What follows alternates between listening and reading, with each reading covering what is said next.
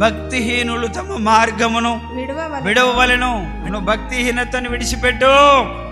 భక్తి అనగా చెప్పినట్టు చేయడం, దేవుడు నీకు ఇచ్చిన ఆజ్ఞను లోబడమే, వెంటనే ఆ మాటకు విధేయులవ్వడమే మనకెంతో ఆశీర్వాదం. ఎందుకంటే ఆయనకు తెలుసు నిన్ను ఖరాబ్ చేసేవాడు కాదు. నీకు నువ్వు సెలెక్ట్ చేసుకుంటూ పోతే ఏడికి పోతావు? నువ్వు పై సెలక్షనే నీది.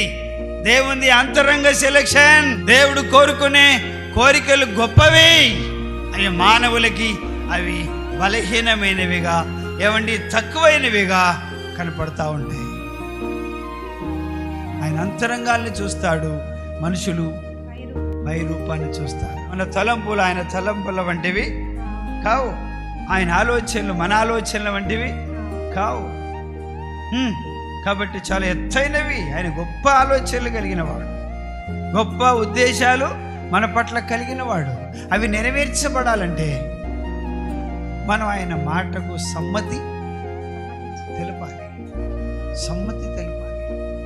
అబ్రహాం సమ్మతించాడు. ఆయన మాటను ఎక్కడ కూడా ధిక్కరించలేదు.